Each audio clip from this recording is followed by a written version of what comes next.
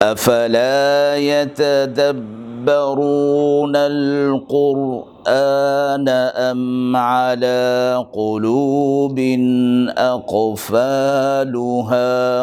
तो क्या ये लोग कुरान में गौर नहीं करते या दिलों पर कुफ्र लग रहे हैं।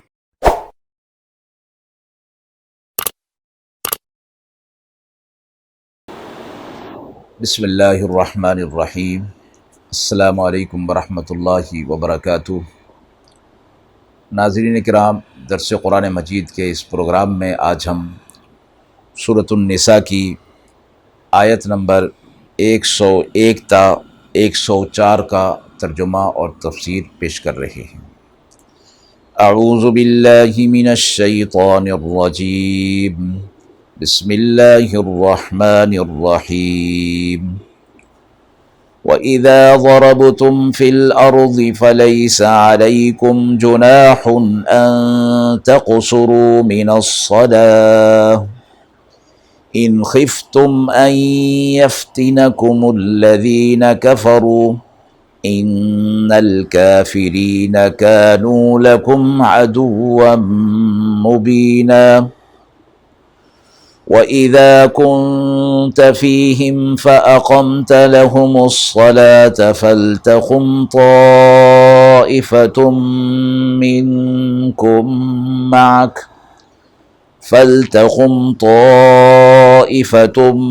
मिनहुम मअक वलयअख़ुज़ू अस्लिहतहुम फ़इज़ा सजदू फ़लयकूनू मिन वराइकुम वलतअति ताइफ़तुन उख़रा लम युसल्लू फ़लयुसल्लू मअक वलयअख़ुज़ू हिज़्रहुम व अस्लिहतहुम वद्दल्लज़ीन कफ़रू लौ तग़फ़ुलून अन अस्लिहतिकुम व अम्तिअतिकुम फ़यमीलून अलैकुम मैलतन वाहिदा वला जुनाह अलैकुम इन कान बिकुम अज़म मिन मतरिन औ कुन्तुम मरदा अन तज़ऊ अस्लिहतकुम वख़ुज़ू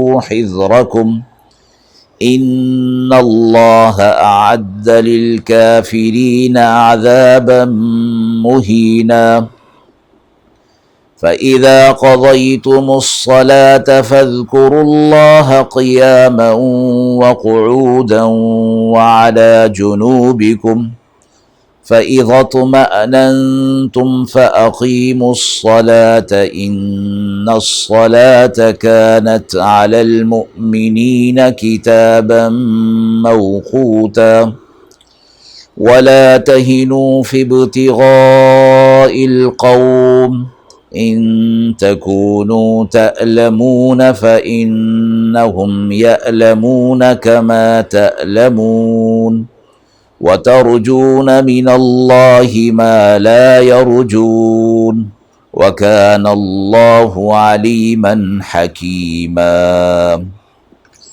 आयत बारका का तर्जुमा मुलाहिज़ा फरमा लें। और जब तुम सफ़र करो मुल्क में तो तुम पर कोई गुनाह नहीं कि तुम कम करो नमाज में से, अगर तुम्हें डर है कि सताएंगे तुम्हें काफिर। अलबत्ता काफिर तुम्हारे वाज़ेह और सरीह दुश्मन हैं। और जब आप इनमें मौजूद हों फिर नमाज में खड़ा करें तो चाहिए कि एक जमात इनकी खड़ी हो आपके सामने और साथ ले लें अपने हथियार। फिर जब ये सजदा करें तो हट जाएं आपके पास से और आए दूसरी जमात जिसने नमाज नहीं पढ़ी वो नमाज पढ़ें आपके साथ और साथ लें अपना बचाव के हथियार। काफिर चाहते हैं कि किसी तरह तुम बेखबर रहो अपने हथियारों से और असबाब से ताकि तुम पर हमला कर दें यकबारगी। और तुम पर कुछ गुनाह नहीं अगर तुम्हें तकलीफ़ हो बारिश से या तुम बीमार हो कि तुम अपने हथियार उतार रखो और साथ ले लो अपना बचाओ। بے شک اللہ نے تیار کر رکھا ہے کافروں کے لیے ذلت کا عذاب۔ پھر جب تم نماز پڑھ چکو تو یاد کرو اللہ کو کھڑے ہوئے اور بیٹھے ہوئے اور لیٹے ہوئے۔ پھر جب خوف جاتا رہے تو درست کرو نماز کو، بے شک نماز مسلمانوں پر اپنے مقررہ وقتوں میں فرض ہے۔ اور ہمت نہ ہارو ان کا پیچھا کرنے سے، اگر تم بے آرام ہوتے ہو تو وہ بھی بے آرام ہوتے ہیں جس طرح تم ہوتے ہو، اور تمہیں اللہ سے امید ہے جو ان کو نہیں، اور اللہ سب کچھ جاننے والا حکمت والا ہے۔ اہل ایمان کو ان آیات کے اندر خطاب فرمایا گیا۔ اس سے پہلے جہاد اور ہجرت کا ذکر تھا، اور چونکہ جہاد میں بھی اور ہجرت میں بھی سفر درپیش ہوتا ہے، اور اس حوالے سے سفر کے اندر بہت سی مشکلات اور مخالفتوں کا سامنا اور پریشانیوں کا سامنا کرنا پڑتا ہے، اس لیے سفر میں اور خوف کی حالت میں نماز کے اندر کچھ رعایت رکھی گئی، جو خاص سہولتیں اللہ کی طرف سے رکھی گئی ہیں اس کو قصر کہا جاتا ہے، اور عام طور پر نماز قصر کے حوالے سے اس کو تعبیر کیا جاتا ہے۔ تو شروع کی آیات میں اسی بات کی طرف ارشاد فرمایا گیا کہ جب تم سفر کرنے لگو، زمین پر سفر کرو کسی ایک جگہ سے دوسری جگہ، تو نماز کے اندر تقصیر کر لیا کرو، یعنی قصر کر لیا کرو۔ اور فرمایا کہ یہ قصر یعنی نماز میں تخفیف، رکعتوں میں، فرض رکعتوں میں اس کی تخفیف کی گئی ہے۔ 4 رکعت والی نماز 2 رکعت ہو جائے گی، باقی 3 والی اور 2 فرض وہ برابر اپنی جگہ پر رہیں گے۔ اور فرمایا نماز قصر کا حکم ہر سفر کے لیے عام ہے، چاہے وہ قریب کا ہو یا دور کا ہو۔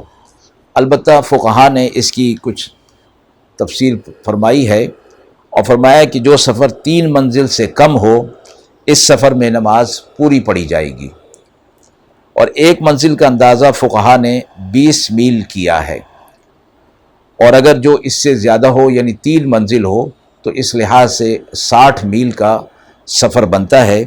اس سے کم فاصلے پر بھی قصر نماز کرنا ثابت ہے، البتہ فقہا فرماتے ہیں کہ اس سے کم میں قصر نہیں ہوگی، 3 منزل اگر ہو تو پھر اس میں قصر کی جائے گی۔